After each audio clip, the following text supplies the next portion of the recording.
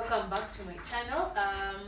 First of all, if you're not new here, thank you for coming back even after my long break. And if you're new here, my name is Canon, and I post a new recipe. Well, I used to post a new recipe every single week, but now I took a break. But I will try to post a new recipe every week, both here on my YouTube channel and on my written blog. You guys, there's nothing as hard as getting back into the groove after taking a long break. So I took a break since I think mid-November, so the whole of December and basically the whole of January I've been on a break. I had exams, I traveled for a bit, and then for the past 1 week I've just been trying to get back into it, and finally it's happening. So I have decided to come back with a simple dish, and I'm going to make chicken pilau. I do have another pilau recipe, which is a Kenyan beef pilau recipe, which I will put. Let me walk you guys through the ingredients, and then we'll come back here and cook. So I have set out all my ingredients here, and we are going to be starting with the spice mix. Don't worry, I will just put the written measurements of the spices down in the description and in my blog post, but I've already measured them out, and we're going to start in this jar. I have some coriander, some black pepper, some cloves, turmeric, and for the rest of the spices we'll be using some cumin, some cinnamon, and some cardamom. If you don't have like the full spices, it's fine, you can use the ground versions of cumin, cardamoms, and cinnamon. I will put everything in a list down in the description box, or you can go to my blog post. So let's go to the rest of the ingredients, because we have our masala in this section. And before we continue, these are the cardamoms I'll be using. They're very, very potent.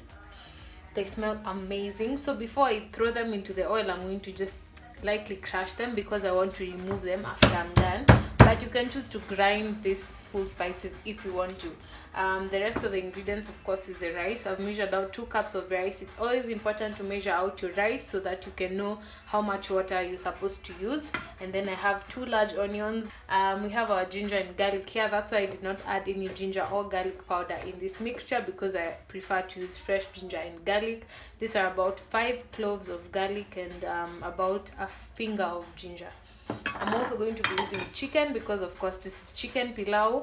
And lastly, I'm going to be adding about 3 potatoes. Let's get into the cooking. We'll start off with heating up about 5 tablespoons of vegetable oil, and after the oil is heated up, we'll add in our 2 large onions. Let these onions cook until they become slightly golden brown. Do not burn your onions, just let them be golden brown. Before the onions begin to brown up, I am going to be adding my ginger and garlic. Mix them in for like 2 minutes until they are fragrant, and then we'll add our full spices. My ginger and garlic are pretty fragrant at this point. My onions have also begun to brown around the edges, so I will go in with my whole spices. I will put in 1 tablespoon of cumin seeds, 1 tablespoon of cumin seeds. I'll also put in my crushed cardamoms, like I had shown you earlier how to crush them, and then I'll put in my cinnamon. So these ones will roast in the oil and the onion mixture for about a minute, because we want them to bring out their best qualities, because they're whole spices. Now, the reason I'm using like whole spices and other ones are ground is because that's what I have in the house. I'm sure it's been a minute, and I'm going to add in my chicken next. I'm going to add in about 2 tablespoons of salt. Let this cook for about 8 to 10 minutes on high heat until it dries back up once again. We'll add the rest of the Pilau Masala, and then we will add in the rice. So as the food cooks, we're going to be working on the kachumbari. They have to go together. The first thing I'm going to do is I am going to soak the onions in some vinegar so that it can remove that pungent smell and taste. After they soak for about 10 minutes, I am going to rinse them now to remove the vinegary taste. I've chopped up all my other ingredients. I have some tomatoes, which I'm going to throw into my bowl. I've rinsed out the onions, and I'm going to mix them in here. My hands are very clean, so I'll just use my hands for this. So as you can see, the water from the chicken has dried up. Some pieces have already begun to brown, like this one. This smells so good already, and it barely has anything.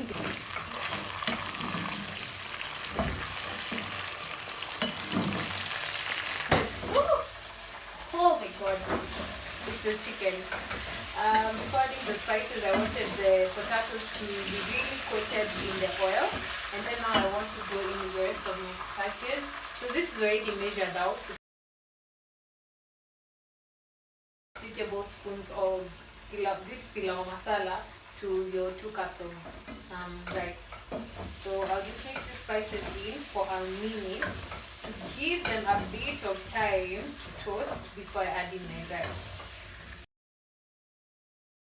I will let the rice cook in here before adding any water for about 3 to 5 minutes so that it can absorb all the spices, and then I will add in 4 cups of water because these are 2 cups of rice.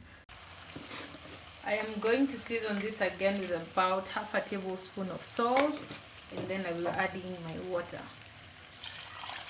It's best to measure the water and you'll see end up na mchele ugali. And then after this I will cover this up. Spices is that they usually float to the top, so you can easily just remove them to avoid biting into anything that you would not like to bite. I'm going to throw in my 3 bay leaves at the top so that they can infuse the flavor as it goes. First of all, before I move it to a lower heat, I will let this boil.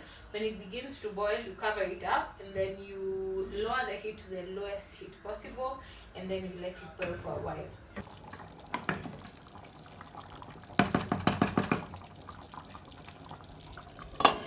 This has been going for about 15 minutes and I can see that it has, yes, dried up. All the water is dry, and right now what I want to do is just to fluff the rice. Okay, before I fluff the rice, I want to remove the bay leaves, the cinnamon and the cardamoms. The good thing about whole spices is that they usually float to the top, so you can easily just remove them to avoid biting into anything that you would not like to bite.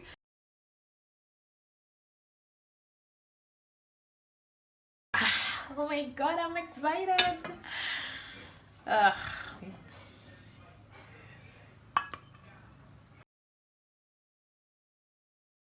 So this has turned out so well. The rice is dry, it's still moja moja. It's not, this one is really hot, but it's moja moja, but it's not too dry that you don't even need a stew to have this.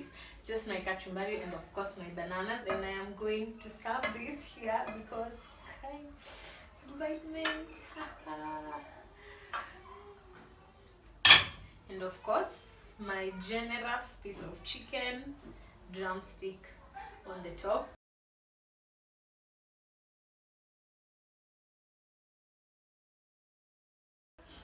If you watch this video to this point, wait, let me show you guys a kachumbari. This is a kachumbari that I'm going to be serving with this pilau. So if you've gotten to this part of the video, thank you so much for watching. I hope you stick by and you stick around, subscribe, please like this video and share with someone who you would like to learn how to make chicken pilau, or at least my version of chicken pilau. Kama kawaida, I always leave the written recipe in the description box, which will direct you to the blog where everything is measured out and you can save it for future reference. Again, thank you for watching and hopefully I'll see you guys next week. Bye.